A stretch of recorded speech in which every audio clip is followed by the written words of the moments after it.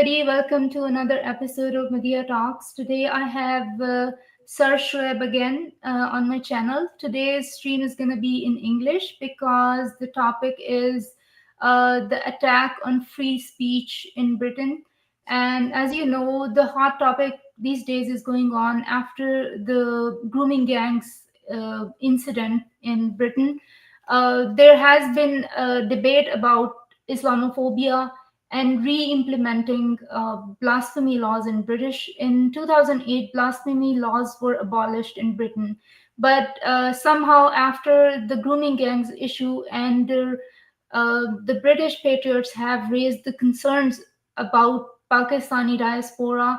There has been from Muslim community there has been a pushback, and now they are asking to re-implement blasphemy laws in order to protect. They're accusing them that this is a racism. This is not a genuine issue of Muslim men being, attacking or inducing violence against British girls. So, Shoaib, would you like to elaborate more? Yeah, hello Madia. Thank you very much for having me again, and thank you very much for doing this. So it's really in relation to everything that's going on in the UK. Obviously, like you said, it is has started with the grooming gangs and how we spoke about Tommy Robinson before, how he exposed the grooming gangs, and since then you can see his life is upside down. He's in solitary confinement now. He's in solitary confinement for 22 hours a day. He's not even allowed visitation from his friends because first they said that his friends, because a lot of them have got. They've got YouTube channels like myself and other people like his friends. They've got YouTube channels, but they made them sign an NDA, which means that they cannot discuss anything which will go on in the jail or whatever Tommy was telling them. And I think it was actually pretty good how they were doing it. And then all of a sudden they just stopped, even though all of his friends have actually, they did abided by the laws when they told him you cannot discuss anything on your social media, which I think again it's to do with the freedom of speech. Why is it that you cannot discuss anything if somebody is telling you? If I tell you something, surely you're allowed to discuss it. Like we said, we live in a first world country, which we used to think there will be freedom of speech. So obviously that's where it all started from, and then it has come to a point now where you will see all these illegal immigrants. They have more rights over the actual British citizens. Over the people who are from the country, and this is very worrying because very recently, I would say on Wednesday, there was a ex-Royal Marine who was acquitted from the charges that they were trying to put on him. Obviously, that one of them was trying to incite racial hatred, and there's a video for it. Obviously, it's a very long video, but if people want to go and check, they can check it. It's his what do you call it? If they want to check his video to see what it is that exactly he has said. So his name is Jamie. He's an ex-Royal Marine. And like I said, I watched this video. It's like 17 minutes long video. And when I watched this video, and I watched it 3 times, and I discussed it with some of my other friends. And like I said, I'm an immigrant in the UK. I didn't find that video offensive at all. So when his video came out and it was circulating, people were saying that, oh, this guy, he's a racist, and it was actually done by someone in the labor in power in the government. So when they said that, they couldn't they were just trying to say, oh, he's racist, but they couldn't tell how is it that he's racist. And I said, look, I am a Pakistani and I'm an immigrant. When I watch his video, I don't think he was a racist. So fortunately, his verdict came back on Wednesday, and his what do you say? His charges were dropped, so he's a free man now. So that's a good thing. But again, there's an attack on the freedom of speech now. So this is exactly what we're talking about now. I don't know about you. How's the freedom of speech in America? What do you think is going on? Well, for now, since Trump came, we do have freedom of speech. In his first speech, when Trump addressed the nation, he said America has freedom of speech. There is not going to be any, obstruction to free speech. Even Elon Musk, who is the right hand for Trump, is also a proponent of free speech. He actually uses his platform X, and he's saying you are the media now. So this is what their claim to be. So for now, we think our freedom of speech is protected. If it was a democratic government, I don't know if the situation would be the same as it is in Britain right now. As far as British government that you have mentioned, that they have a genuine concern because there is a whole British Muslim community, Yeah. whole British Pakistani community, and a few months ago we have seen there were riots because Yes. there was false accusation on Muslim Pakistani community about one part of London. Uh, Yes. where it was not a Pakistani, Yes. but It the was an rights were, yeah, it was false, basically false news. accusation. Yeah. And but later on, because riots happen and everything, so British government is being playing very careful. Yeah. But these people who you call patriots, they are labeled as far right by British media, and they Yes. do have some genuine concerns. The problem is, British Pakistani community should be just calling them as Pakistani. I just tweeted today that I'm against identity politics. Once you become a British citizen, no, it doesn't matter where you came from. You're a British citizen, and you should be treated, if there are some concerns about some kind of crime, you should be just seen as a British citizen. You should not be bringing your identity of like your race or your religion into it. So Yeah. if there are a bunch of Pakistani British men committing some crimes, they should be just labeled as British people. But somehow, whenever something happens, we saw the airport incidents last year, I think, In Manchester. Yeah. in Manchester airport, where a Muslim Pakistani Muslim family, they were asked to be searched by the airport staff, and they refused that. In their mother would not be searched by the custom police, Yeah. It was the custom police. Yeah, and they started in the police officers. That's correct. Yeah. and they started hitting the police officers because they did not want to comply. So the Yeah. problem is that you come willfully, nobody force you. These are not like asylum seekers. You willfully come, immigrate to these countries. You know the laws, but you kind of force your beliefs, your cultural whatever limitations and restrictions to these people. And then you have such an entitlement that not only they assaulted the British cops when they were arrested. A lot of Pakistani people, British Pakistani young men, went outside the police station and started, and the video you sent me, the far right, I'm Yeah. sorry, the British Well, yeah. patriot is mentioning that they went outside the police station and they started rioting that they're going to burn down the police station if the person is not released. Now this is the same kind of behavior that they are replicating, which happens in Pakistan. There is no law and order. You basically, if you're arrested under some crime, you basically can put pressure on police. You go, it has happened in so many cases in blasphemy charges, where if somebody committed blasphemy or had an accusation of blasphemy and they were arrested, taken to the police custody, people went outside the police station. They said, if you don't release it, we're going to burn down the police. And in some instances, they did burn down the police station. Correct. So Yes. this is basically a replica of same behavior. You see, there is no respect for British laws, and then there is such an entitlement. And when there is a pushback to this attitude, people, they do not want to hold any accountability and still try to play victim. So this is, I feel like, Muslims in these Western countries uh, suffer from chronic victim syndrome. They never want to take any accountability. This is what I think it is. What do you think? I think yes, you're right. Can you hear me okay? I just want to make sure that can you hear me okay now? Yeah, I I think can there was hear a you. problem Let with me the mic. see if, yeah, sound is okay. Yeah, okay. So I think the problem that you said about rioting, all these people that when they talk about this, say, oh, these people are far right, racist, and everything. All of them that I've met and all of them that I've seen from the far right, they have always said, we don't want rioting. We don't want to go out. We don't want to burn places. We don't want to go and, cause harm to the people. And, these kind of things, they've always said it. If there is a problem about rioting, And if there was has been a problem, because look, there are problems everywhere. There are problems in Pakistan, in the UK.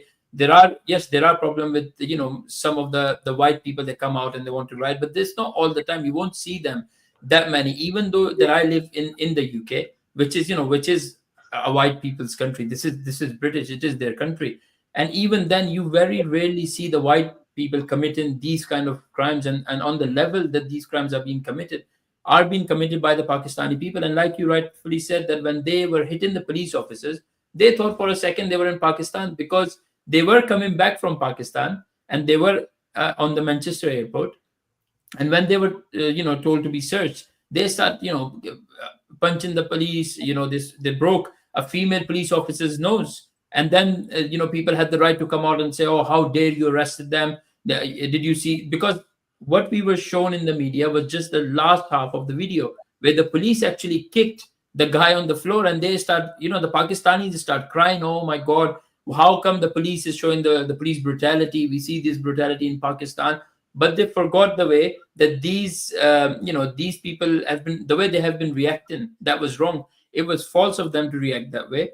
And obviously there will be a reaction to that. And when the whole video came out and people could see that it was actually started by these Pakistani men, and even then they were out of the prison for how many months before now, only recently that they have been charged. So them being not charged, and when you have people, they say some things online, on X, on YouTube, on Facebook, and they are put in jail literally within couple of hours.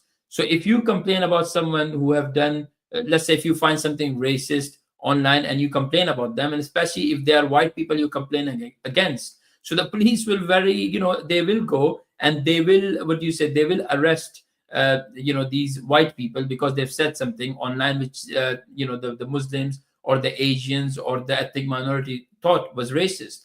So what they will do, they will arrest them within a couple of hours. They will do their, they have this VIP line, the fast service, where they will take them through everything and they'll make sure that these people are behind bars.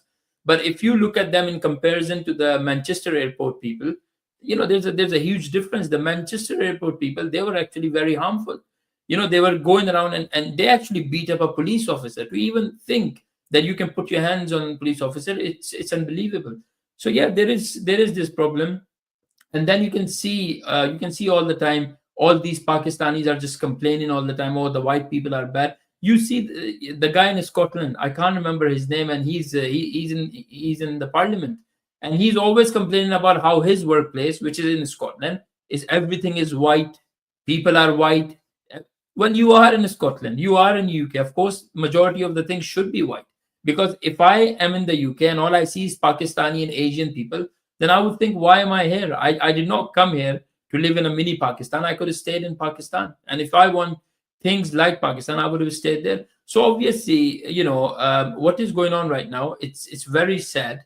And it's actually very, very dangerous. And now you can see in the parliament, there was another British Pakistani man trying to say that, oh, how hurt we are. October marks the Islamophobia month, Islamophobia awareness month. I'm a Muslim, see, and I don't think we needed Islamophobia awareness month.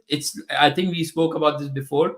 It has always been the fact that if you are living in a country which is not a Muslim country, which is the UK is a Christian country. If UK is a Christian country, it will always remain a Christian country. And if you want to go around and parade, oh my God, look, I'm a Muslim, you want to tell everybody, of course you're going to get some sort of backlash on it. Not everybody is happy with Muslims. Not everybody is okay with your religion, with our religion.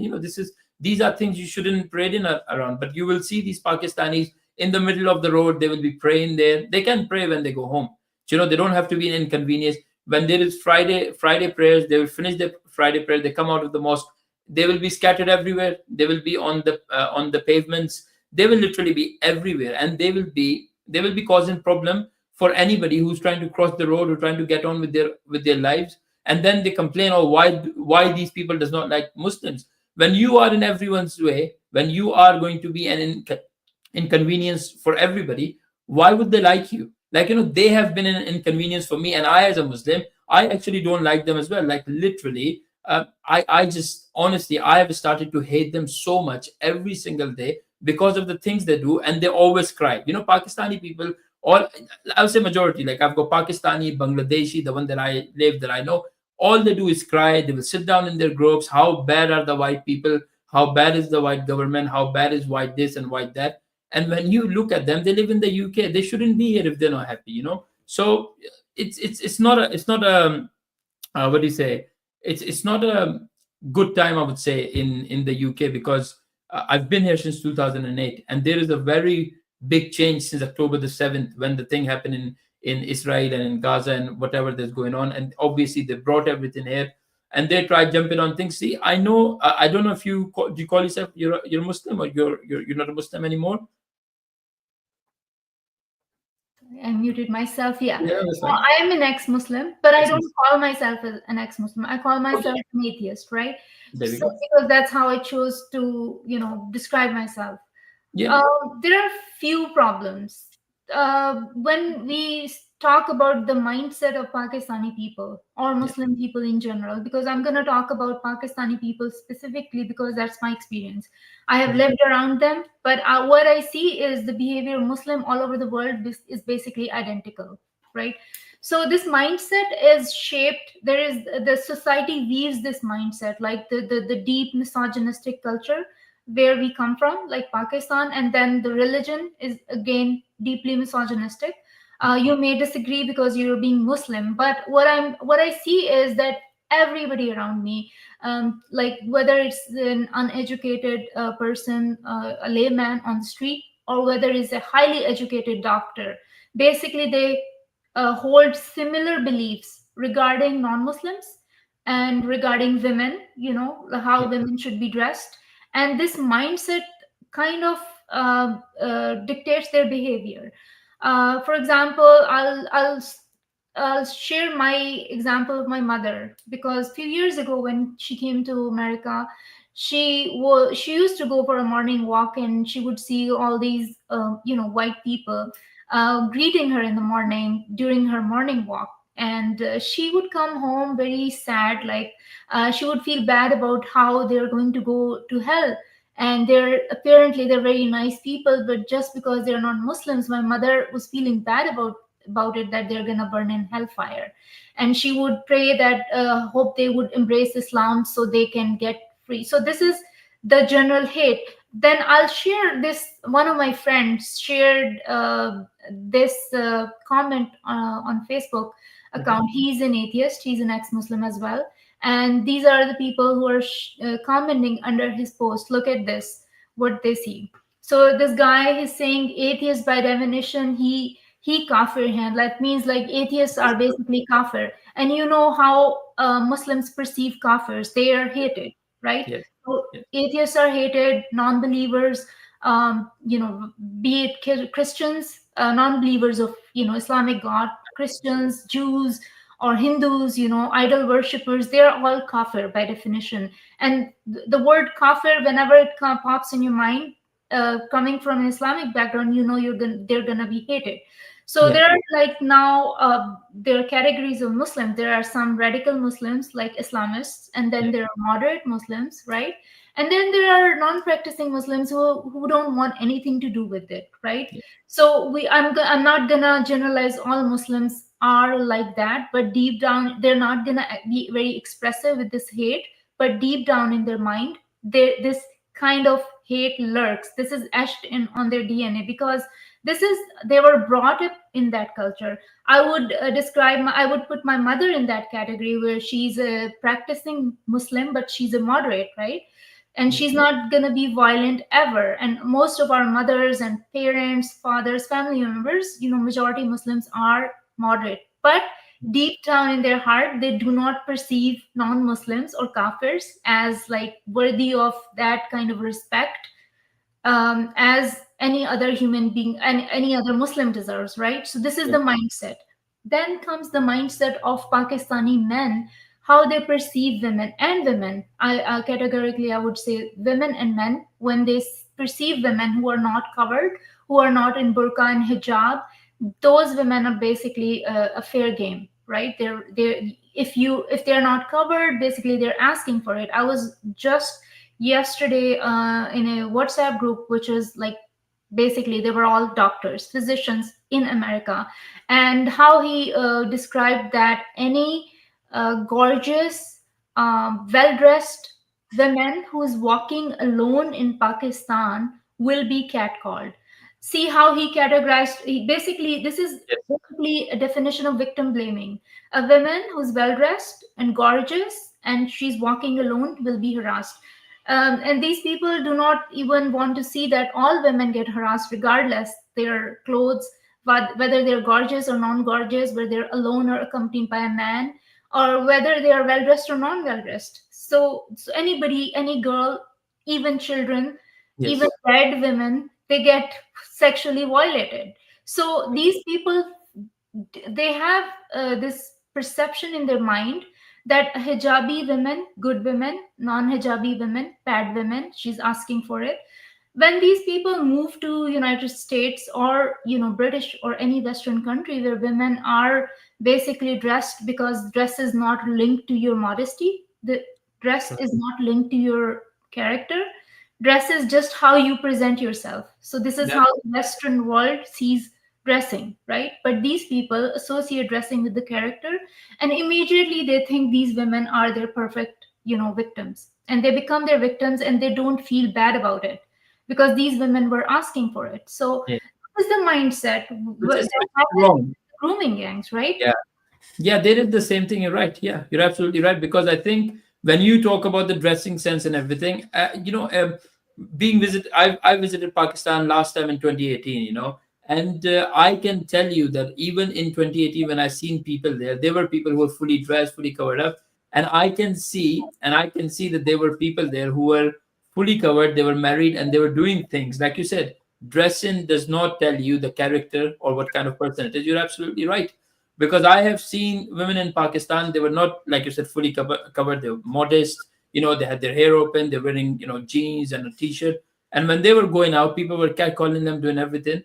But when you have a woman who's wearing a full covered, and they're like, "Oh my God, okay, she's so good." But I know the same women who were fully covered. They were going out and they were, cheating on their husbands, cheating on their boyfriends and whatnot. They were doing all sort of things. So yeah, you're absolutely right.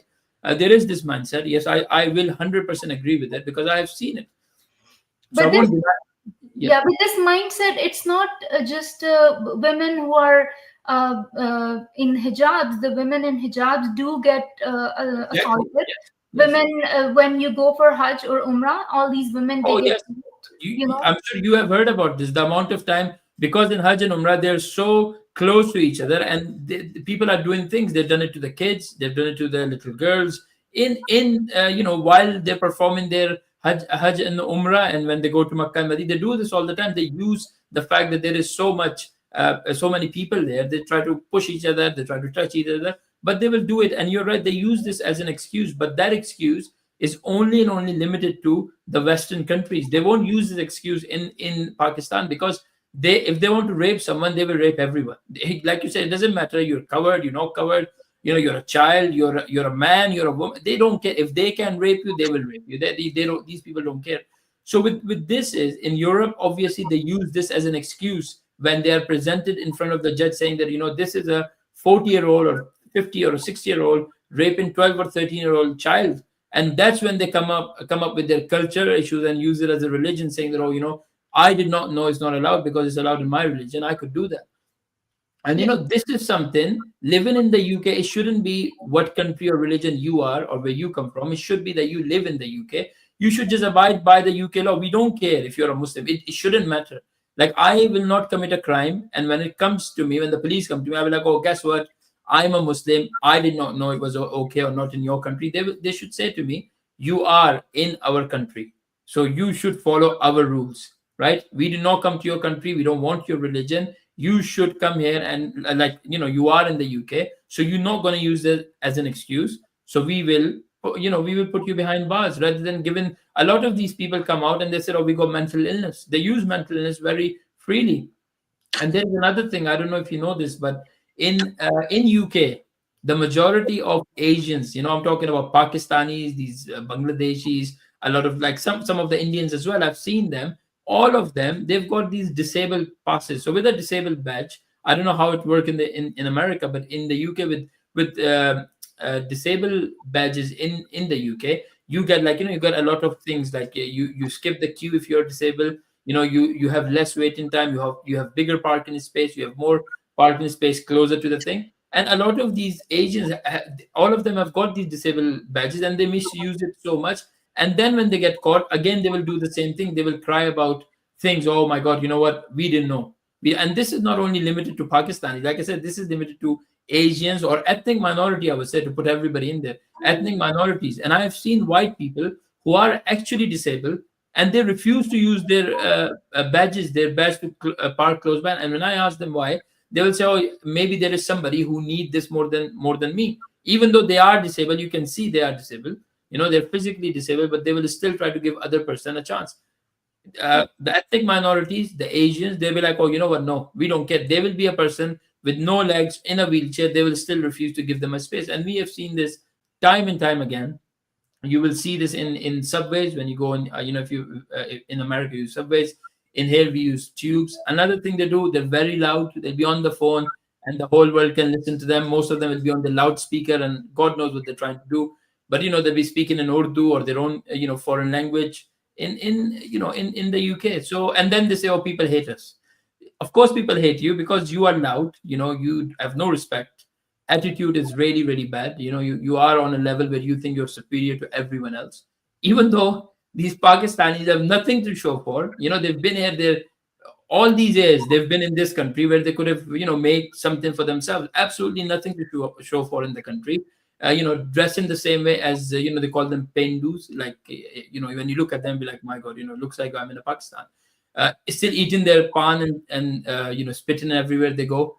So if you go to a Pakistani area, you will know it's a Pakistani area, because the way they have maintained that area exactly looks like it looks like that you are in a mini Pakistan. So as I said, yeah. Yeah. Let me show you quickly the woman who was being harassed in burqa, so that अपनी बीवियों और बेटियों और मुसलमानों की औरतों से कह दो कि बाहर निकला करें तो अपने चेहरों पर चादर लटकाकर घूंघट निकाल लिया करें। ये चीज उनके लिए मूजिब शनाख्त तो इम्तियाज होगी, तो कोई उनको ईजा न देगा। So this is a woman who's in Pakistan and being harassed by A Maulvi, a mullah, a imam, which an also imam. you can say priest. And Yeah. he looks behind, he looks like he scans the area just to see if he doesn't get caught. So premeditated harassment. And this is it doesn't matter what you're wearing in Pakistan. But um coming to grooming gangs, when Yeah. I was gonna talk about my experience with the doctors, because Yeah. when I communicate with the doctors, I try to see where they're coming from, just to get inside their head. And they were and I posted that I do not believe in identity politics. US Constitution does not discriminate based on race or religion. So why is that whenever Muslims come into politics, they are rubbing their Muslim identity on everyone's faces? Why they can't be just present themselves as an American, right?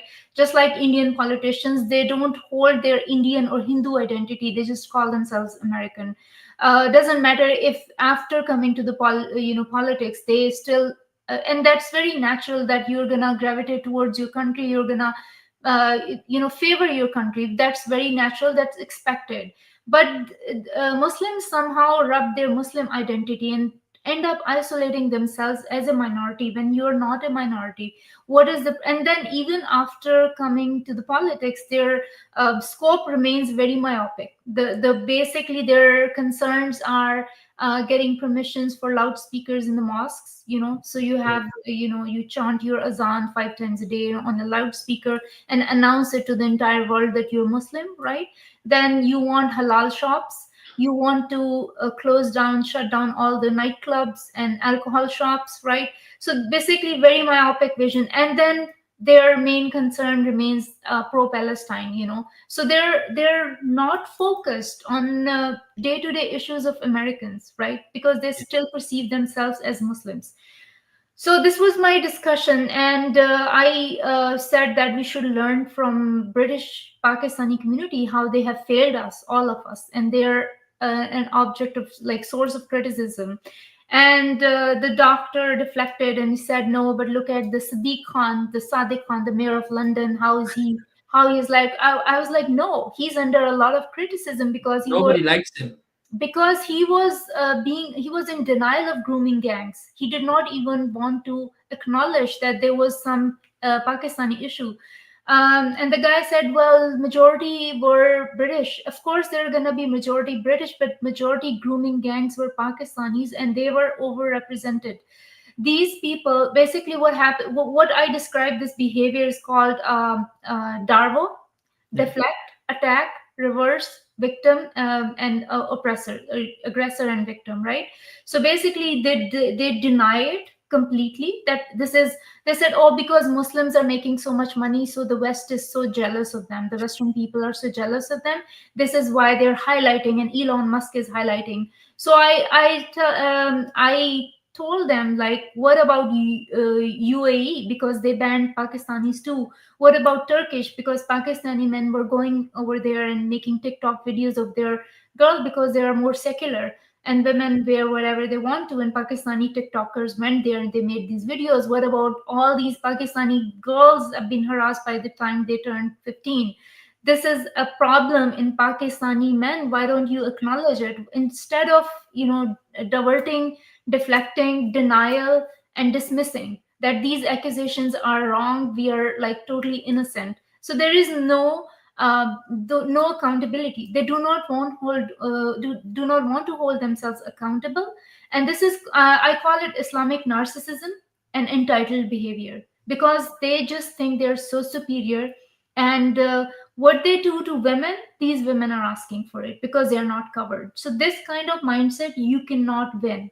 You Yeah. cannot. I'm not sure what, like, Britain in the Western world has a problem, and it is a problem of mindset. They cannot win it, and what they're doing is called suicidal empathy.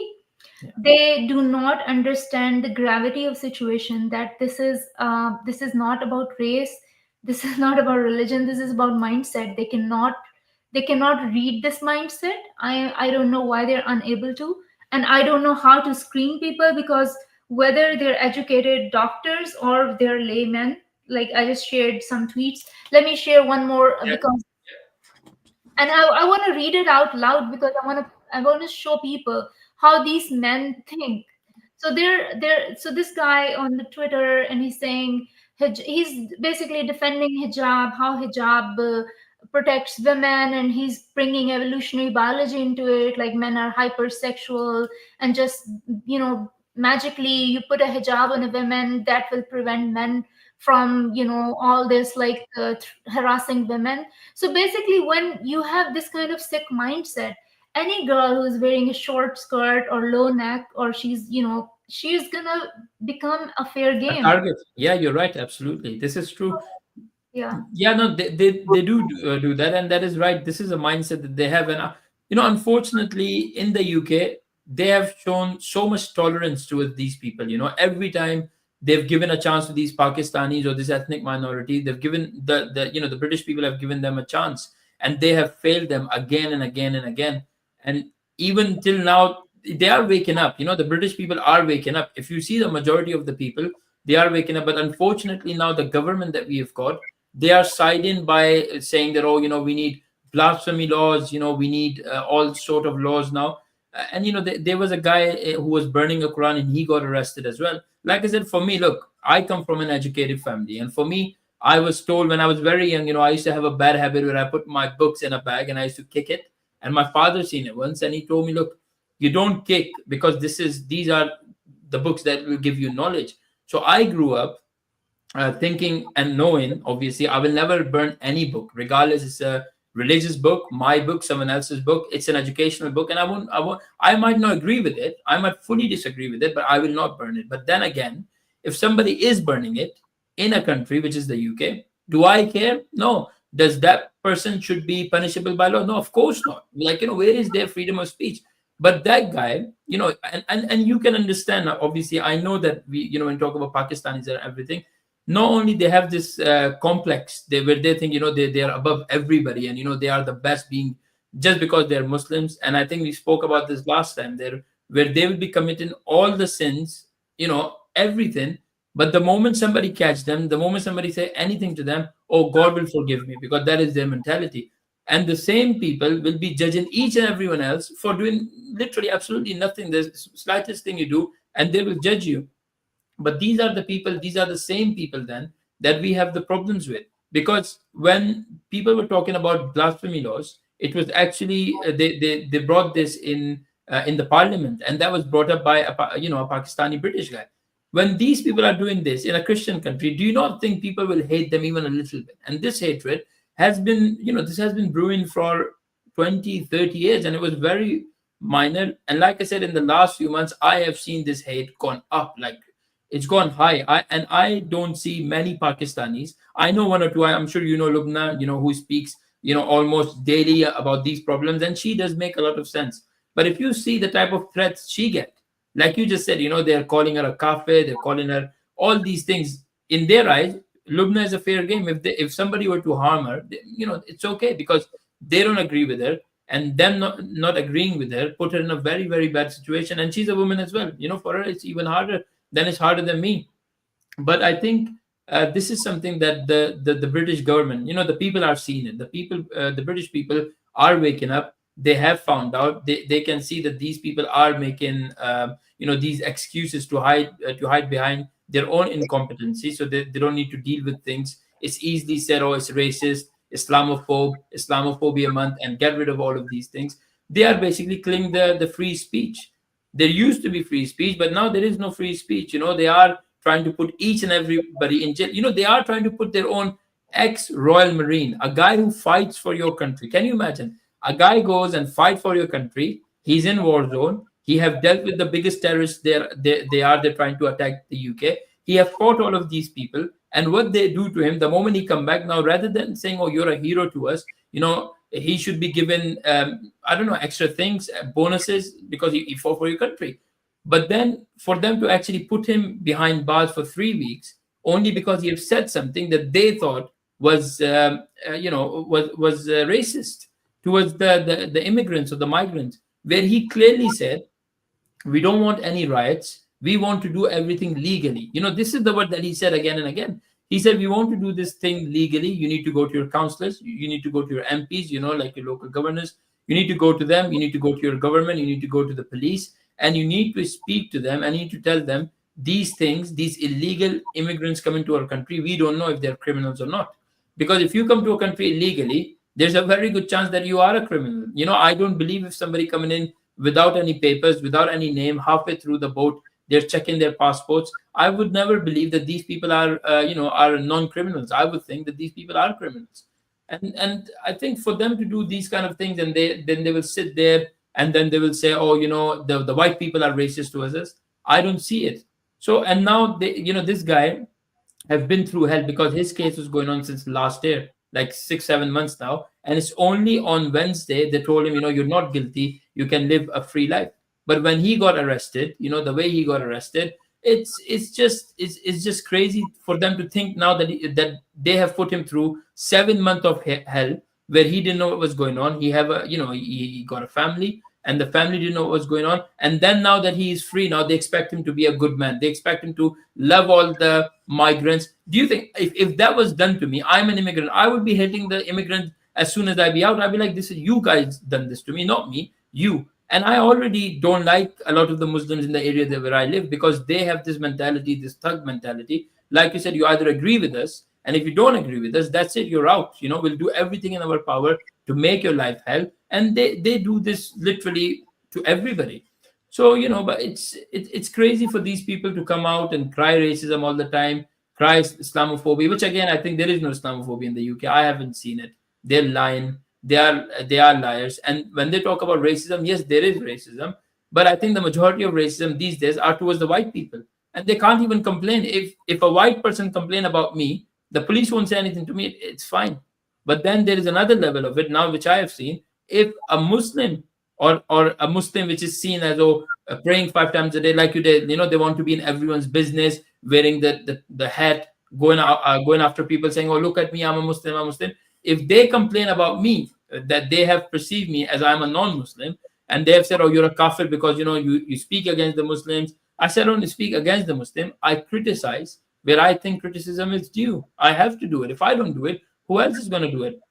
And if they complain against me, the police will come and arrest me, because again, I said, there is a hierarchy. Before it was the whites against the ethnic minority. Now it's gone to that, within ethnic minorities, what level do you stand on? So it is crazy. There is no freedom of speech. And I would say to the people watching today, the if you are not if you are in this movement where you've been called a far right by these lefties, by the Islamists and all of these people, what you need to do is you need to make sure that you join the free speech union. Like, this is, I know it's a bit costly. It might cost you around anywhere between 30 to 60 pounds, or even 250 pounds. But if you join that, then you would know that there is a chance that if these things does happen to you, you will get a fair representation. And I think that is my point today, because after seeing that, if they can put a Royal Marine, an ex-Royal Marine, a hero of the country, through this mud, all of us, we are absolutely nothing. They will put us behind bar literally in an hour. They don't care. So So yeah, let's talk about the behavior of Muslims. There, we I don't think all Muslims are radical Islamists. yeah, There are Muslims who are very moderate in their doing. They just want to do about their business. They don't want to get involved in all these controversies, right? yeah, But yeah, and you may think they're apolitical. That's why they're not raising their voices. But are they? Because when it came to pro-Palestine movement, I saw the most like housewives. They were putting signs of pro-Palestine. They were joining all these marches, and they became very politically active. So why they're silent when it comes to grooming gangs, all these Muslims, there is this sense of community that you have to protect your community. Doesn't matter even if they're involved in these gross like misconducts, right? And then when we saw LA fires, we saw Muslims all over the world, including some people sitting in UK, like Bushra Sheikh. She's the yeah, prominent moderate Muslim. She calls yeah, herself. She was even celebrating. Then we saw Sullivan Mamika getting, shot. We don't know who shot him yet, but Muslims were celebrating, and yeah, these were all moderate Muslims, including Bushra Sheikh. And she was saying, if you do this, you will have to face consequences, and that was a very questionable tweet she did. So yeah, these are the moderate Muslims who do not only not condemn whenever something wrong is done by Muslims, they even celebrate while living in the Western countries if anything happens to the West. So these people willfully move to West, but their sympathies lie with the Muslims or their countries of their birth, and uh, and they have hatred. They have hatred for the West, and not only they want to come here, they want to change the laws in their favor. Muslims, they're shouting for Sharia laws. When they were shouting, why didn't moderate Muslims stop them? Why they didn't say we don't want Sharia laws, we want we are okay with British laws? yeah, Why they want Sharia laws? So when Sharia law is imposed, there will be blasphemy laws, and nobody can question Islam and all of its questionable practices. How Muslims treat their women, yeah, how they are marrying multiple women and keeping some non-official wives, and they are producing so many children, reproducing. So these are the problems. Their main goal when they want to come to politics is to impose their laws so they can manipulate and they can evade the justice system. So that's the problem. And when it comes to the British government, I mean, I think they're being callous. They're yeah, being very inconsiderate of their own locals, and some people who are like yourself who are raising voice. And even I think Lubna, she's a skeptical Muslim, I would say, yeah, because she doesn't call herself an atheist or ex-Muslim. no, So yeah, people like you or people like me who want to like live in peace and harmony with all people of all religions in the yeah, West, we don't want these people crossing their boundaries. We want, but even I faced some kind of blasphemy accusations from my community, and my community came after me, just like they came after you. yeah, So whenever you try to even raise genuine concerns in a very non-violent way, in a yeah, peaceful way, like in writing, like what do? I just write Facebook posts. But even Muslims are so intolerant. They cannot comprehend that religions are open for criticism in the West, because they do not respect these laws. When they move to these countries, they don't even read the constitution. They had no idea that we are all, like, freedom of speech is protected by our First First Amendment. Amendment. Yeah, Yeah, it's correct. Yeah. they don't even know the laws of these countries. They're still in their Muslim country mindset that anybody who speaks against the religion is committing a blasphemy, and they should be killed. Like, Yeah. they made so the same thing happened with me. They called me a blasphemer, and a lady wished that if I was in Pakistan, uh, I wish someone had shouted blasphemer and people would have killed me. And I And think, all other women, yeah. peaceful women, they were silent, and or they were laughing. Nobody left the group. Nobody raised their voice, say, hey, this is wrong, this is illegal. So this is the mindset of moderate Muslims. You cannot trust them. You No, cannot you're absolutely right. say they're Yeah. moderate. I don't trust them. I No, lost. I think you're right. Yeah, I agree with you. And I think when you talk about these laws and everything, I will say there's a lot of Muslims who talk about tolerance. Oh, there's so much racism against us. Nobody tolerant our religion. When it comes to Islam, nobody want to listen to us. Why these people are racist? No freedom of speech. But at the same time, like you just said, if somebody want to criticize religion as Islam, they want to go out like, oh, you can't do that. That's absolutely not. So how is it? It's one rule for you and another rule for them. Like, you are okay to make fun. And again, this is a very funny thing, because Muslims, they believe in Jesus. They say he's a prophet, but they are okay with people making fun of Jesus. But the moment it comes to Muhammad, it's different. They're like, oh, okay, you can't do this to this prophet, but you can do this to another. Hypocrisy. Again, these people are so brainwashed into thinking in a way that whatever they think is wrong, it's wrong. But if somebody else thinks it's wrong, you can't tolerate that. That is not allowed. And especially doing this in the UK, or like you said, in America. Yes, you got the freedom of speech. I think in the UK we don't have that much freedom of speech, and unfortunately it does feel like you have more freedom of speech. If you have seen any clips of these terrorist marches, these hateful marches for Hamas, they do, if you look at the people in there, right, these people are the most hateful. And I'm not talking about me being there or anybody else. I'm talking about actual news anchors just going in there and asking them, doing their job. And these are known news anchors. If you look at them, they go in and ask them a question. They either been hit by the flag, or they have these big microphones, they start shouting in your face, because that's all these people do. And then when they talk about the far right racist people, they said, oh, the far right are the racist, the far right are everything. If you look at their marches, their demonstrations, they are actually peaceful. You can go in there, right? You can go in there, and you can go in there as a Pakistan. Like, I'm a Pakistani Muslim, and I say it openly. I've been to these demonstrations, and believe it or not, all I have seen is a lot of love, a lot of kindness, a lot of understanding, and nothing else. But when I went to the Palestine march on their side just to speak to them, they looked at me. They seen a brown Pakistani. They were like, yeah, yeah, come in. Oh, that's fine. But when I started asking questions they did not understand the facts that I had when I told them, because they were talking about, all these illegal immigrant are welcome. So, in UK, we have people coming in through both, through France.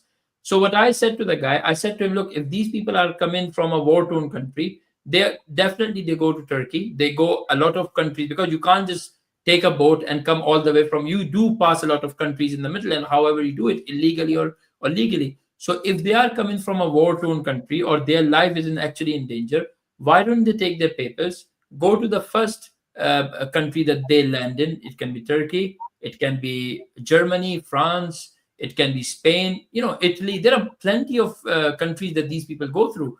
Why don't you take your papers to the British embassy or American embassy, or even the embassy of the country? Give them the papers and tell them, look, this is my problem, this is where I come from.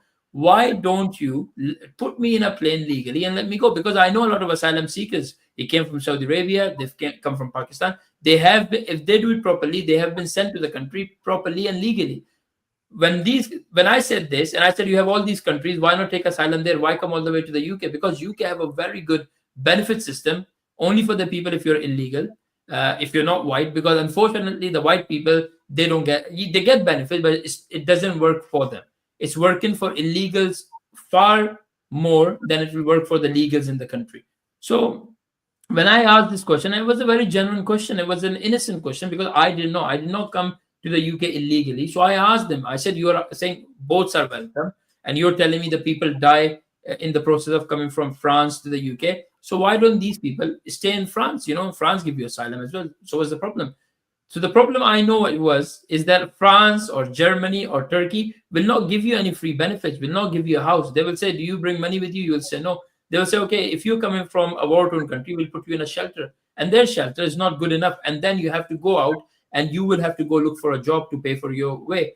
But in UK, you can just come here, you can claim all sort of mental illness. You can, a lot of mental illness you can't really prove. It's just like, oh, I have this, and you have to believe me, because if you don't believe me, you're a racist. You're a racist, you're a Islamophobe, you're saying this to me because my name is Muhammad, or I come from a Muslim country, and you're a white guy, and you dismiss the fact that I am, I've got this mental illness. So, they get away with everything. And then they are given really good houses, they're given flats, and you will see the same people will come out and complain about the flats that they've given for free. We have to pay the bills, we have to pay electric. There are pensioners that I know, there are old people that I know, they work in this country their whole life, and now they can't afford their electricity bill. So they have to choose between either they're going to have presents on Christmas or they're going to pay their bill. Do you know how is it fair on them when these people just turn up to the country and be like, hey, give us for free, and they get it for free. They get free gym membership, they get 3-4 meals a day, and then they're also on the side with their friends, they work cash in hand as well. So they got a win-win situation going on. And the moment you say anything to them, guess what they said? Oh, you're a racist. And I used to think it was only and only for white people. If white people say something, they will turn and say, call him a racist. But if I'm saying something now, they have put me in that position where they're calling me a racist. They've called me a super far right. Like, they've put me in the top of the list. So it's crazy to even think. And then for them to say, oh, why people hate us. I am one of the Pakistanis. I am from that community, and I hate them. I hate them to a point where I just honestly, like you said, I just want to live my life in peace. Leave me alone and let me live in peace. I will send you some links later on because I don't have it right now. They have actually made a page on Facebook where they point out the people, they will put their names out, and they have put my name out saying they're calling me a far right racist. And you know that if somebody called me a kafir saying that, oh, he's not a Muslim, he just pretends to be blah, blah, blah, you know what will happen? That one of these 300-400 Muslims in that group, one of them is going to be crazy enough and did what they did to Salman Moinka. They will come and kill me, and they're going to say, oh yeah, we're not afraid of dying, we're not afraid of going to jail, yeah, but we have done a good deed. Because now in their head they think, because they've killed me, they're going to go and they're going to have 72 virgin wives, which they cannot have in this world, because they either get married to their own cousins or little children, because that's all they can do. So Yeah. this is so crazy. And like I said, I think, I'm gonna play some videos that she's. yeah, that's what I was going to talk about. Yeah. First, I'm gonna play the video of the hijabi women. I don't know what she's saying, so let's find out. Ali here, immigration solicitor. Are you in the UK without a valid visa? Are you illegal, or have you overstayed your visa? Do not fear, Iram Ali is here to help you regularize your visa in the UK and submit an application to the Home Office based on your human rights. It is extremely important to make sure you become legal in the UK. There is an extremely hostile environment for overstayers here. So you must make sure that you can submit an application to the Home Office, become legal, and be en route to indefinite leave to remain. So contact me, let's have that conversation and work out what needs to be. So basically, Elihan Umar, I don't know if you know her. She's one of the Muslim congresswomen from Okay. Minneapolis, and she's under fire these days. She said similar things. She's from Somalia, I think, and she was talking to her Somalian illegal immigrants. She was Yeah. talking in some conference or some in small room, and she was telling them, when ICE comes to get you, do not tell your names. Basically, she is in the basically in the government, and she's Exactly. trying to tell them to do not follow the law, and she's under fire right now because, and the same as this woman, she is basically trying to tell illegal immigrants How to that, get away with it? yeah, she will regularize. And all these asylum seekers, they never go to Muslim countries, so they come to Western countries. They don't like the Western people. They don't like Western laws. They hate them, and they want to change them to their country. So there has been some tweets going around on Twitter like you import third world, you become third world, and this Yeah. is UK is becoming a third world. I mentioned before. This is Oprah Winfrey's book. What happened? What happened to you? And she has said that people who come from these war-torn countries or even third world shitholes like Pakistan, what they're familiar with, they recreate that because that's the environment they're familiar with. So I'll tell you one funny thing. Obviously, this Iramali, she's an MP. She is part of the government. Wow. She's the part of the Labour government. And for her to openly say this, so if you listen to this, like you have just listened to it, and the way I listen to this, it literally shows she's telling you, if you are illegal, if you are a criminal, guess what? They will be hostile towards you. Why shouldn't they be? If you are overstayed in Saudi Arabia, believe me, what they do to you, they will vanish you. Nobody knows where you're going. You're just gone. You're dead or not. Nobody knows. You just disappear. And for this woman to come out, being in the power of position where she is, and try to tell people illegal, like she said, if you are illegal, if you are in the country. So if you are an overstay in the first place, you are a criminal. You are not illegally. If you are illegally, that is a crime on its own. So you have committed a crime by overstaying your visa. Exactly. And then she's saying, come and speak to me, and we'll try to regulate you. We'll try to get you ILR. So ILR is indefinite leave to remain in the UK. So once you get ILR, there is nothing can stop you unless you're an actual terrorist. There's nothing that can stop you. If somebody speaks up against her, she's gonna label them as a xenophobe, racist, homophobe because she's wearing the hijab. Yeah, of course. That's what they do. the whole 9 yards. So let's play another video. Yeah. When we did this, right, talking to you and you on the call, we said if we got to a situation where there was a lot of people, you would put a road closure. Yeah. Hold on. We're 15 minutes away from setting off on the march. Yeah. You're talking about nicking people. Richard, calm down. I was told that you would start nicking people. Calm right? down. Calm down. You don't have to tell me to calm down. You're shouting at me. No, you don't have So to you tell want me to to talk to calm me? down. I am I'll talking talk to to you. you. I'm talking to you in an assertive manner. I'm not shouting at you. There is plenty of Listen to me. room at the back. Yeah, but So you've got elastic strip. okay. That's fine. That's fine. So I'm asking for you to get some people on this side of the road and speak to them. Because if they are being breached of the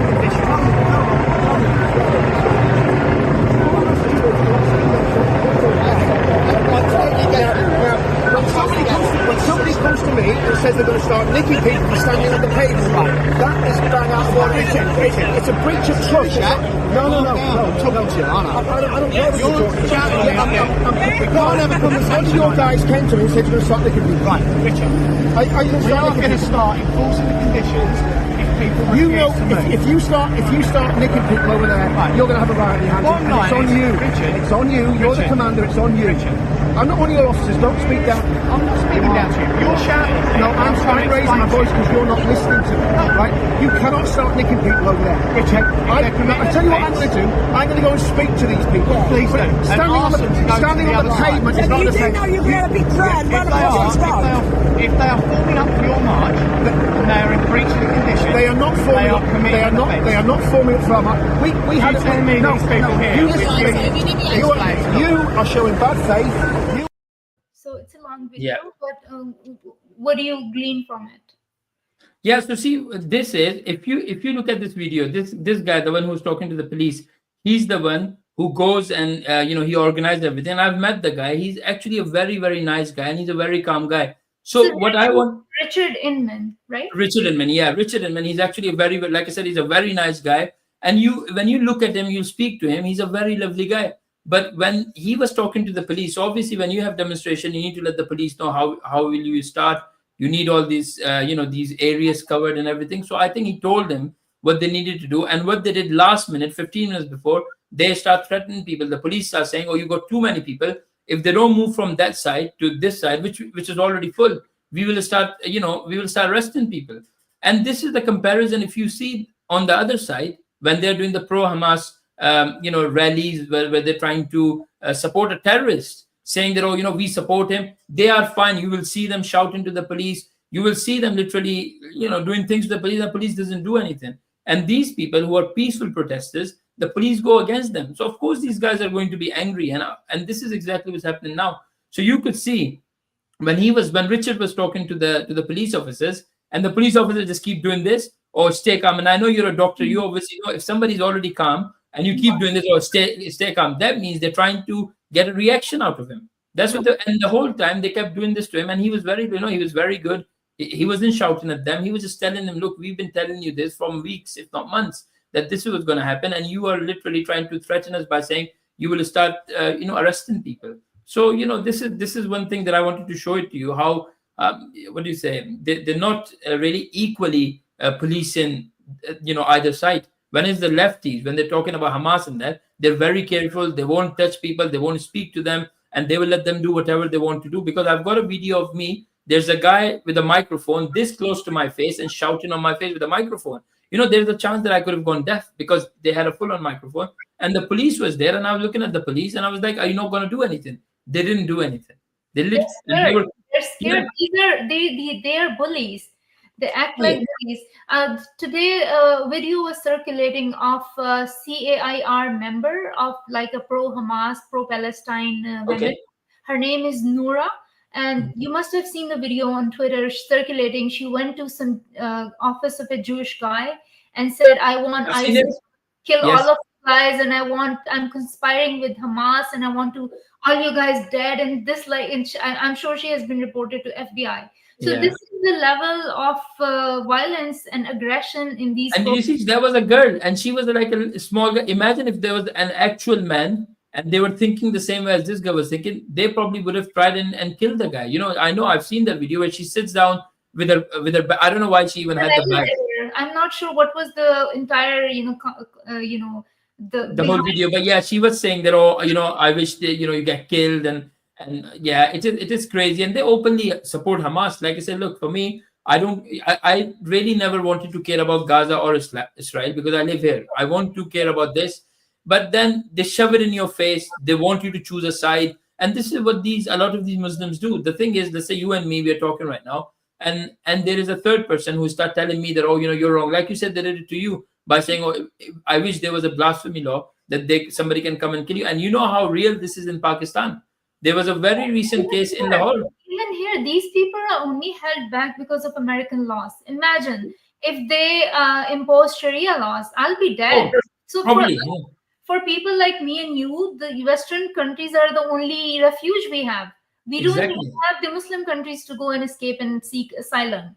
So Yeah. we are fighting for this is war on Western. We are fighting this war because That's what it is. We are fighting this war. Sharia. I would have stayed back in Pakistan. I do not like that culture. I do not like that misogyny, patriarchy, and everything that comes. The only thing I love about Pakistan is hospitality, food, and clothes. That's it. And music sometimes. I know the music is going down, but the music is nice as well. But yeah, I know. Yeah, I know. I do not like anything No. that comes in the context of culture. I do not like. And you know what has happened recently in Pakistan? When I say recently, it's not that recent, but I think it's a couple of years ago. But it is after COVID or around COVID. There was a girl who was wearing a burqa and abaya, white color, and she has something written on her.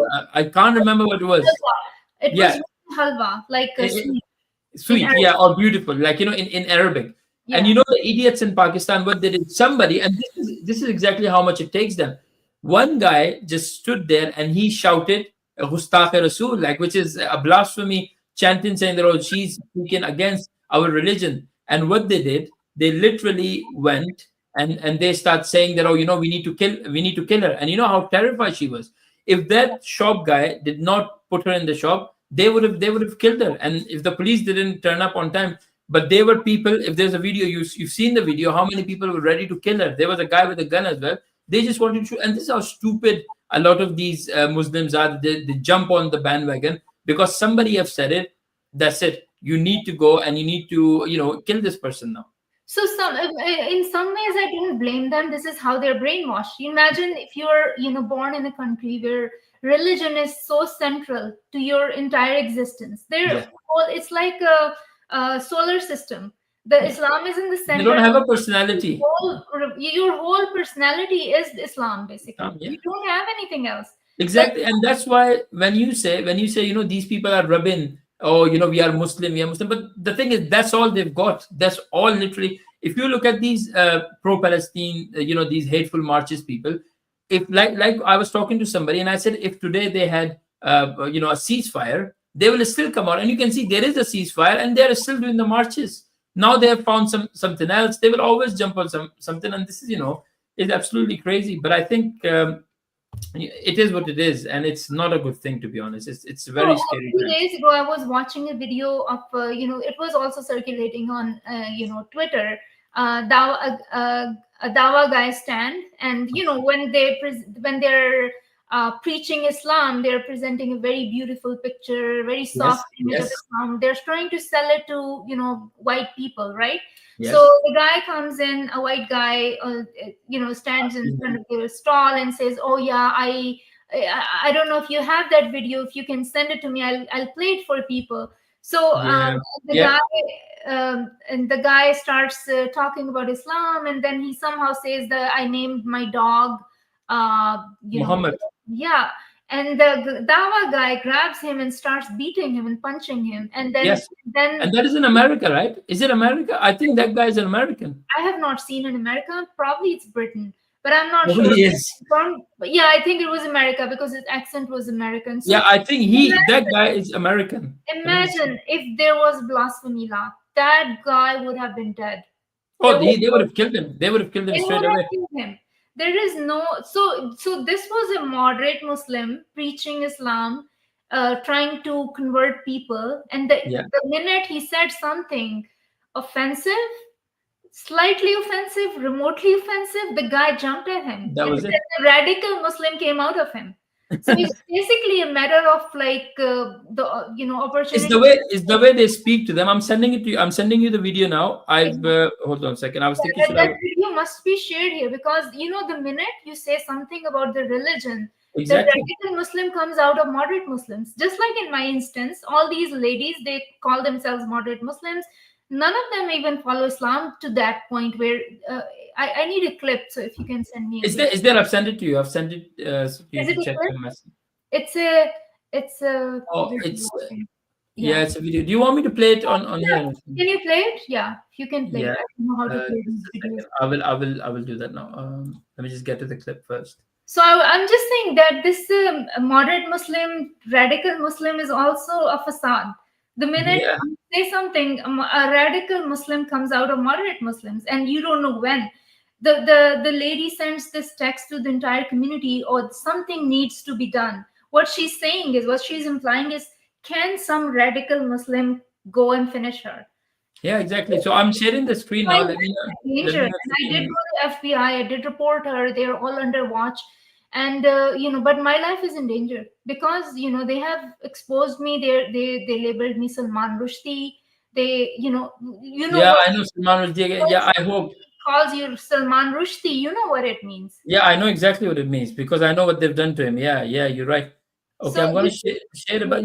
I think you need to stay in touch with the police all the time. Even if you get a threat from fake accounts, report them. You have to report them. I think this is the time has come when you have to do this because Salman Momin, even we thought he was in a safe place, but guess what? I did get callbacks, like follow-ups from FBI. So good. they were asking me if I got further threats, which I definitely am gonna. And one of my friends have a burner phone by the FBI. So because they put all of our lives at risk, and these people right now, the only benefit, they don't have blasphemy laws.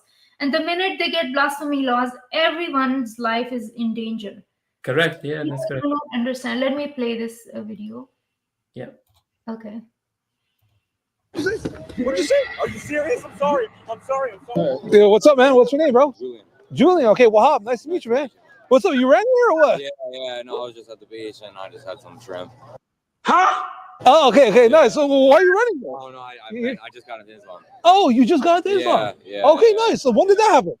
Just recently. Okay, why you still got a cross in your neck? Yeah, well, I kind of follow both. I used to Allah the Messiah, right? What? Oh, okay. Yeah, there was a debate on TikTok. They were like, is Jesus the Messiah, or is he just the son of God, or is he a prophet? But it says in the Quran, it's like around page 20 or something. It says Allah the Messiah. So no, we don't say Yeah. The translation. Yeah, it's right here. If you want to open up, yeah, you can. Pull it up. Yeah. Jesus is the Messiah. I don't know, actually. I'm not. It was on my phone. I don't know about it. No worries. So we'll inform you that Allah is not the Messiah. Allah sent the Messiah. You get what I'm trying to say? Because the thing is, on this earth, if you see God, it's already over. Yeah. You get what I'm trying to say? The whole idea is being tested by God without seeing Him. Because I do think because I called my dog Muhammad once, and he gave me like a wink. What'd you say? What'd you say? Are you serious? I'm sorry. I didn't know. Get out of here, bro. I didn't know. Get out of here, bro. Hey, get out. That's it. On some bullshit. The fuck is it? Hey, get out of here, bro. Bounce. Fuck is Beanie, dude. Who the fuck you think you're talking to, bro?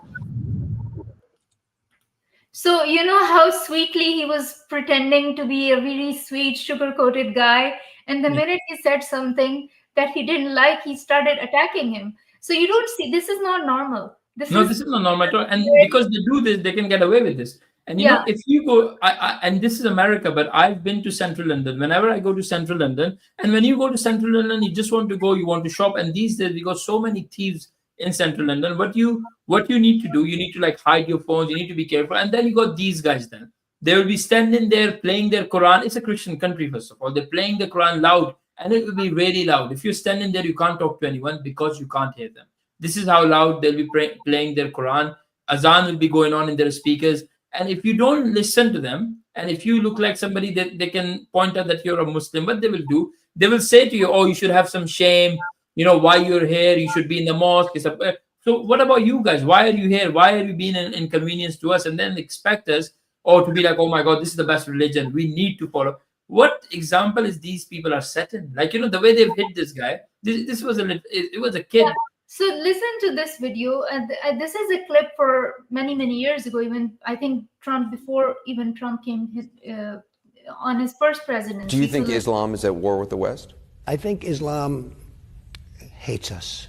There's something there that there's a tremendous hatred there. There's a tremendous hatred. We have to get to the bottom of it.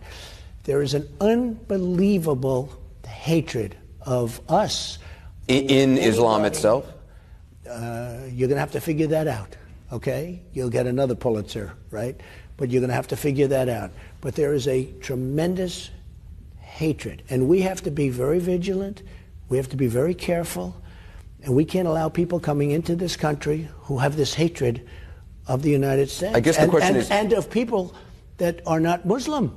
I guess the question is there a war between the West and radical Islam, or is there a war between the West and Islam itself? It's radical, but it's very hard to define. It's very hard to separate because you don't know who. So can you blame him? So when I heard it first time several years ago, I was not, pro-Trump. I was like, I literally hated him because because I used to binge CNN and you know how CNN is far left.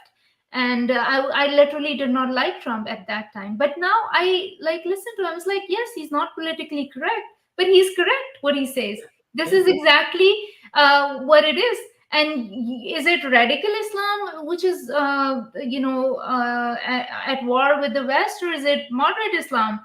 It is Islam, basically. Like, I'm going to play some videos because, these things are not up in the air. We have Muslim preachers saying all these hateful things, and let me see if I can play the correct video. Let's see. Humans without the guidance of Islam are worse than animals, because at least a dog will know that there is one creator. But me and you, if we didn't have Islam, subhanallah, kuffar, what they get up to because they don't have Islam is crazy. So please use this as a reminder to be grateful and say alhamdulillah that you have Islam, because guess who doesn't have Islam? The kuffar. And what do? They eat the blood of a pig. So he's basically, living in Britain. He's a you can say he's probably the born British as well. He was born in this country. Too far, and I showed you the text of an average Pakistani guy. So what is the difference between a Pakistani, student in a university or a person who's born and raised in British? Islam is common denominator, and what do they have common? They hate kafirs. They're right. Here's another video. This is actually Muhammad sallallahu alaihi wasallam with. This is wrong, but I've seen that one as well. The one that you were playing, I've seen that one as well. Yeah, they just so many videos about hating. I think the Muslims that we have here, they're just totally crazy. They are the Western. That he said, I heard the Messenger of Allah sallallahu alaihi wasallam say that the Jews will fight you and you will prevail over them. Then a rock will say, O Muslim, here is a Jew behind me, kill him. And in another narration, it says the hour will not begin until the Muslims fight the Jews and the Muslims will kill them until a Jew.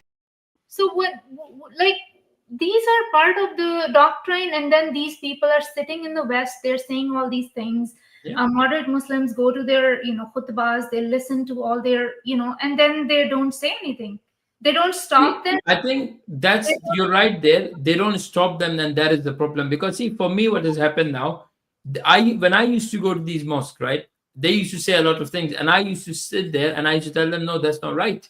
And when I used to say these things to them, they used to look at me funny, and then slowly they were like, oh, you know what, he's all right. And I have messages from the groups that I was in. And this was a football group.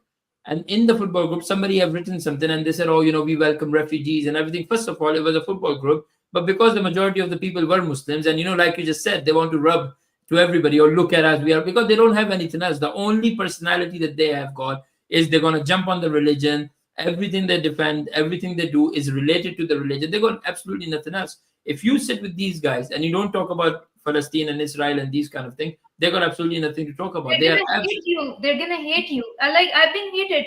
I did not want to pick sides. I said I'm not passionate about this. Exactly. And they said, what do you mean you're not passionate? There's genocide going on. I was like, I'm not even sure if it's a genocide. First of all. And second of all, you started the war. War is gonna have consequences. Yeah. So why you're going to go and kill innocent people? We have seen the videos. We have seen what they did on the 7th. As well.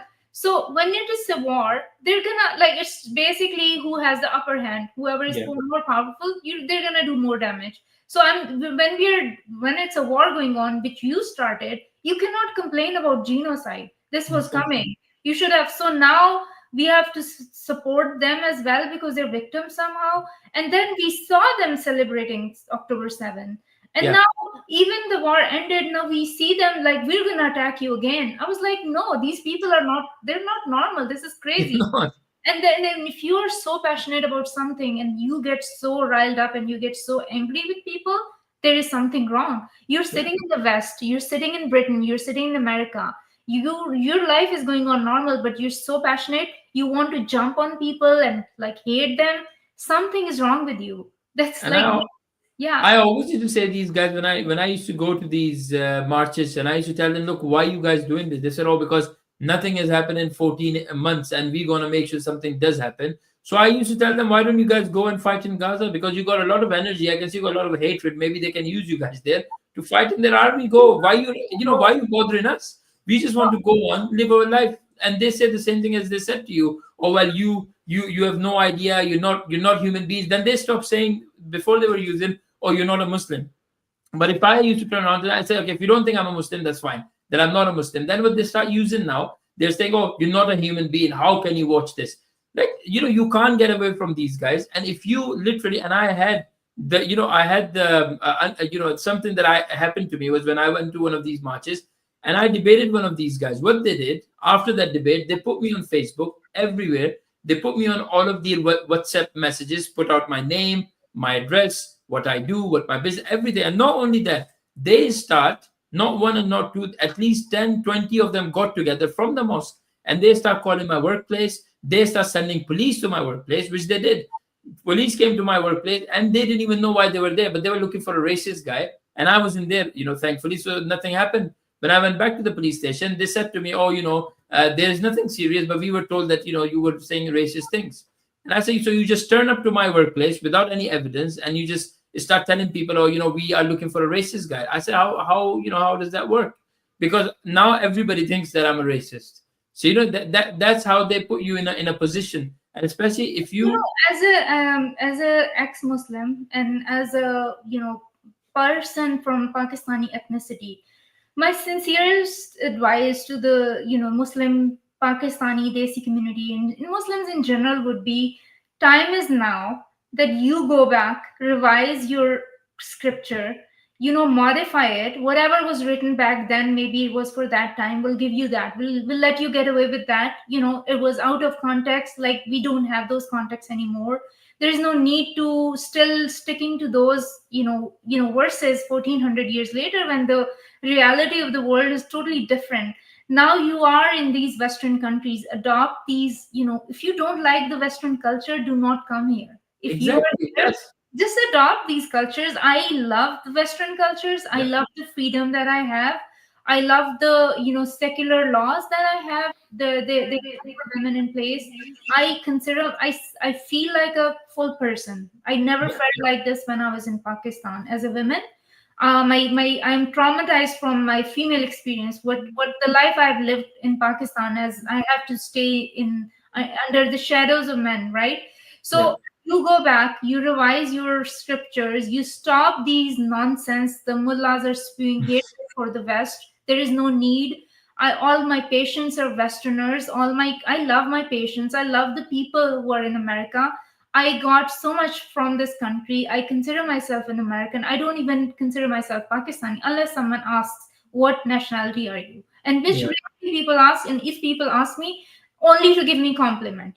So that's means when someone asks, like people here, like in my 21 years in America, no one asked me what my religion was. Even when I left my religion in 2018, I have never been asked before. I've never been asked now, and there is no need for it. For you See, to and that's the thing. That's the thing. no, literally, absolutely no need for this, and no Exactly. need for When you being a victim because you're Muslim. If you didn't tell it, nobody would know it. No, But you and that's what I'm telling you. You're right. for like There's no need. stuff and Yeah, there's no need to go. There's no need to go in a non-Muslim country and rub on their faces. Oh, look, we are Muslim. Nobody's asking you. Literally, nobody's asking you. You don't nobody need to tell cares. them. Nobody cares. Exactly. But these people, they need to show. They need to tell. Oh, I can't do this because sometimes, when they talk about tolerance, there are things that I don't like. There are things that I don't do. But I don't stand there. I can ignore it. Like if somebody tell you to do something wrong, if you don't want to do it, you just either be quiet or make an excuse. These guys, they'll be like, oh, I don't want to do this because I'm a Muslim. If I wasn't a Muslim, maybe I would have done it. Don't do this. Why are you doing this? Being an inconvenience to other people. And these people love doing this, like you just said. For me, nobody have asked me my religion. Nobody have asked me once, are you Pakistani? Are you Indian? Are you this? Are you that? Because this thing never comes up. The only people who have actually asked me are your Asian people, like the Bangladeshis, the Indians, and the Pakistanis. They will ask you, where are you from in Pakistan? What does it matter? Talk to me, look at my character, look at the way I'm treating you, treat me the same way, and that's it. But then they have the thing, if they are Punjabis, they're going to call me because you're from Karachi. This is why you're there. Pakistanis are the most racist people on this planet. They are. They're the One thing, in Pakistan, if you are a bit darker, if your complexion is a bit darker, if you're black, they call you a chura, a bhangi, and these kind of things. My cousins who are a bit darker, they call them all sort of names. They don't like them just because they're dark and they want to complain about people being racist. I'll tell you one funny story. Come from the most racist country on this planet and complain about racism. About what? About minor things? No, exactly. But with these things is like what do you say? There is a funny thing. There was a post the other day, and I was, about this ex-Royal Marine. When I've seen his video, I went into it and I said, look, I am a Pakistani, and I come from, like I said, I come from a third world, which is a shithole. It's actually is a shithole, And there was a Bengali guy who came under it, and he started telling me, oh, I think Pakistan is beautiful. And I said, man, you know what? I'll stop you there. Go, don't tell me that you're a British Bangladeshi. Go to Pakistan and tell them you're a Bangladeshi and see how they treat you. Not only they will make fun of you, they will do your accent, they will make this. I said they will not respect you. So don't sit, like you just said, don't sit in a first world country, which is the UK. Talk about a third world country, which you have never visited, which you know nothing about. Maybe you've seen it on YouTube, maybe you've seen some pictures and tell me, oh, it's such a beautiful country. Ask the people who live in Pakistan and they will tell you that it is a shithole. So as a Bengali, as a Bangladeshi, don't tell me about my country, where I'm come from, where I've got my uncles and aunties, who is still till today call it a shithole. So you know American women who Onaija, who went to Pakistan to marry her 18-year-old husband. I've seen that. She even went there and she got like baffled, like, what is this country? Why can't you fix this? So yeah, I was like, so this is so funny. Like, yeah, when Trump first called shithole countries, CNN made such a big deal out of it. But Yeah. Looking back, he wasn't wrong. He's just not politically correct. But Yeah, he's right. But the guy is saying all the right things in a wrong way. We don't Yeah, like. because he's upfront, he's outspoken, and they don't like it. He's not a typical, manipulative politician, No. just like this one. Let me play this video, which you shared earlier. My daughters were very upset with the Labour Party. I was with you and you saw me over the line. You supported me in seats that are similar to mine. People lost their seat. You were there for me, and I don't believe I could have done that without you. Now, I know that people are angry about what's happening in the Middle East, and I said live on TV, and I say to this day, if me resigning as an MP now would bring a ceasefire, I would do it. I would do it. If I could affect change, the only thing I've done, and Madge knows this, I got 3 British doctors out last week from Rafah who were stuck there. I worked hard day and night to get them out. They were stuck there because they've been helping. And I'm now working on getting aid in again because those doctors told me they went in with 10 suitcases and that lasts a week. Now they've been restricted to 2 suitcases. That won't last. That's nowhere near enough. So I promise you, the Labour Party.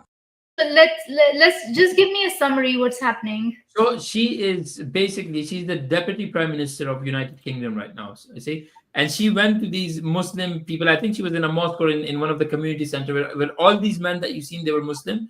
And the problem that I think when I speak on behalf of the majority of the British people, because you can see she's sitting there and everything that she's talking about only and only that, oh, you know what, there is these things happening in Gaza. I will do this for you and I will do that for you. And that's all she's talking about. So rather than being concerned about what's going on in the UK and how can she help the people of the UK just to get the votes, the Muslim vote, these radicalized Muslim votes, what she's talking about is talking about Gaza. Oh, look, I have sent, there were some doctors, they were stuck there. I've got them back here and I've sent this and I've sent that. And if you look at the whole video, it's all she talks about is literally about Gaza, how she can help the Gaza, how she can influence something to help the people there, which I understand is good. But you are being elected. If you are a deputy prime minister of the UK, you need to make sure that you are looking after the people that are voting for you. There are the people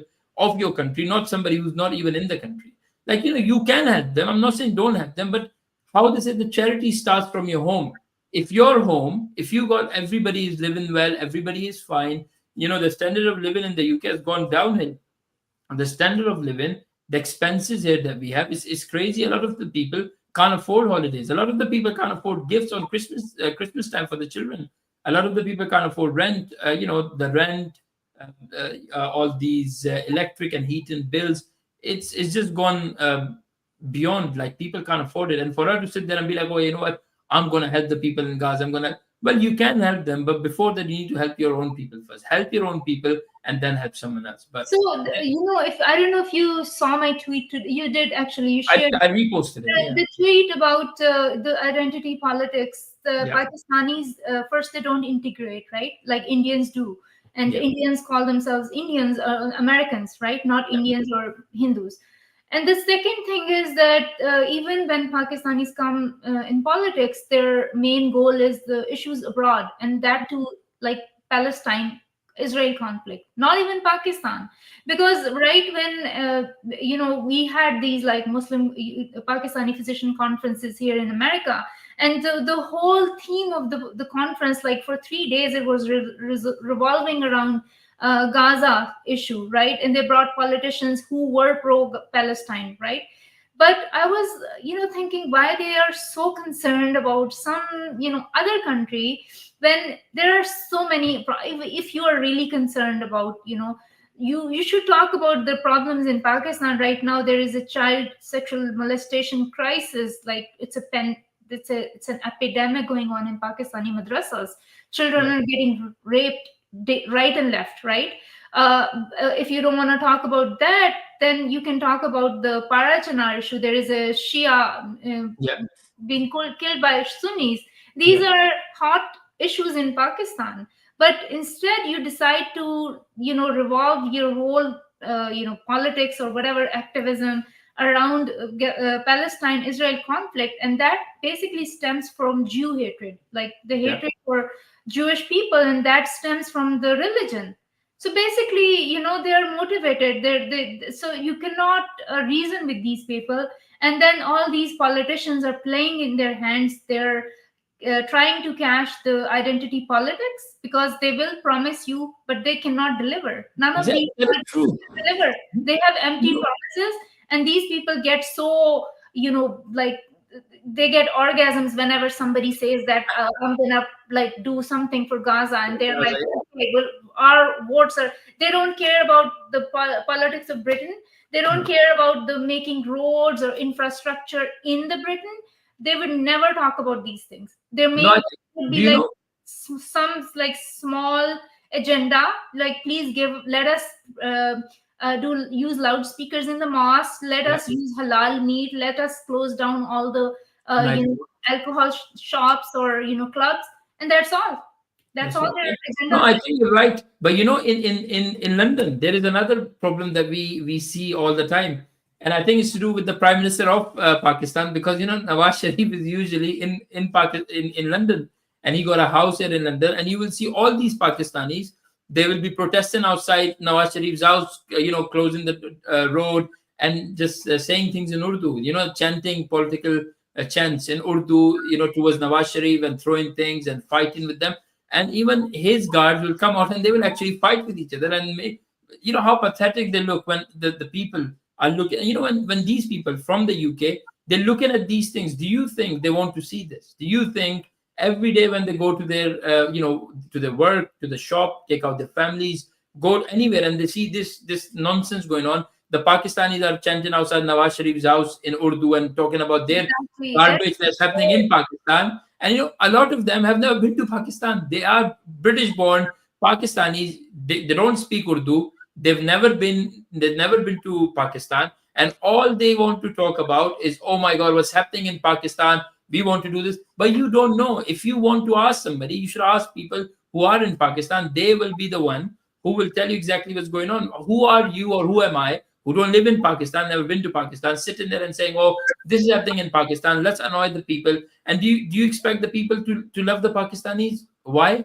Do like if I'll talk about the Arabs. If you go to Dubai, if you go to Dubai, and in Dubai, if you are doing any of these political chanting, like you just said, Pakistanis has been banned getting a visa to go to Dubai. Even they're not getting that either. So when they're not getting that, it's not an issue with the white people versus the Muslims or the Pakistanis or the Bangladeshis or the Indians. It is an issue. It's a cultural issue, obviously, which is driven by the religion as well. So when you have these kind of issues, you can't say, oh, the white people are racist, because the same way then the Arabs are racist as well.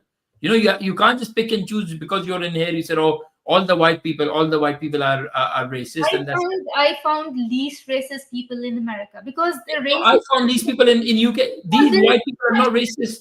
Because there's so much sensitivity around the topic that it has been, done and dusted like many, many years ago. And these conversations have not even started in Pakistan. So let me play one more video. And I'm gonna wrap up because I'm gonna wrap as well. It's coming up to 12. Let me just play this video quickly, and then we can talk about later about it. But this is very interesting. The difficulty or the challenge, perhaps at the moment from some quarters, is that. Look, this is kind of blasphemy law by the back door. If I want to criticize Islam, and I might base that on some unsavory elements or Islamism as distinct from Islam, I may well find myself looking at grooming gangs. I might talk about 90% of the 50,000 on the MI5 watch list happen to be Muslims. I might talk about Manchester Arena, London Bridge. I might talk about women walking around with their faces covered who don't speak English as their first language and choose not to. Not illegal, but some would argue not great for social cohesion. I might talk about certain mosques that still preach hatred, homophobia and sexism, breathtakingly common. I might well talk about grooming gangs, that's been in the news. Clear small percentage of Muslims involved, but widely disproportionate in numbers on that specific type of sexual offence of grooming. Accusations of incompatibility, racial hatred, which can't be ignored. I might talk about a religion that has its roots in countries whose human rights records are stuck in, I don't know, 1567. Women's rights are non-existent. If you were gay, trans or anything like that, you'd be hanging from a rope. I might talk about in the last 20 years in this country we've seen suicide bombings, arranged marriage, FGM, first cousin marriage, and of course the aforementioned grooming gangs. None of this existed before. I'm only giving you that list, Ali, but that wasn't off the top of my head. This was me having a look through our old friend Twitter today just to see what kind of views are out there. And even allowing for hyperbole or a lack of context, if you put that together, you can see why some people might say, look, this is a faith that is profoundly at odds with Western values. We're not against somebody preaching it, but boy, are we going to criticise it. And those people, based on the kind of things I just said, will say, well, I should be allowed to criticise. Am I going to go to jail for criticising that lot? But that lot being the list I just gave. Well, first of all, did you just say as part of your list that it's breathtakingly common for hate to be preached in mosques? Or did I mishear that? No, I said it was breathtakingly, homophobia and sexism breathtakingly common. Well, that's not true, first of all. But look, in terms of criticism of Islam... Where would you be referring to? I mean, here or Pakistan or where? Well, if you're referring to mosques in the UK, there is absolutely no evidence that homophobia or sexism or misogyny are breathtakingly common. That's okay. Just not... Well, I mean, if I found you half a dozen videos of imams talking about the problem with homosexuality, would you refute those videos? Would you say that was AI or something? No, but you meant the statement that it is So the guy is lying. Like he's lying. Common. Liar. Misogyny is very much part of like core of Islam. Then homophobia is core of Islam. Yes, you can't be gay. You can't be. You're right. That. So like I don't know why they lie about it. Like at least stick to your religion and feel proud of it because you practice it. So you should feel proud of all this. Why are you denying facts? And he's denied on national TV. He's such a liar. We have seen videos. Like I have seen videos where they're full outside. I have played them so many times. So this is. These people are liars. They're manipulated. They're like present pretty picture, and then when you go dig deeper, it's I don't know how can you curb this, but Western world should wake up, and that time is now. Exactly. Otherwise, once you have blasphemy laws, you're done. And it's gonna be another struggle for 100 years or something. And maybe it would be too late. So thank you so much, Shoaib. No problem, Adia. Thank you very much for having me. It was going to be other way around. I was going to be on your channel, but you were having some technical... I know, I had difficulties and but hopefully next time I can be on your channel. We can do in Urdu. Like, I think I know a lot of your audience is in Urdu, so we'll definitely do something as well. Thank you everybody for your comments. I was not able to read, but I will read them later. And if anything needs to be addressed, we'll address it. Thank you so much for listening. No problem. Bye. Well, thank you very much. Thank you. Thank you, Medea.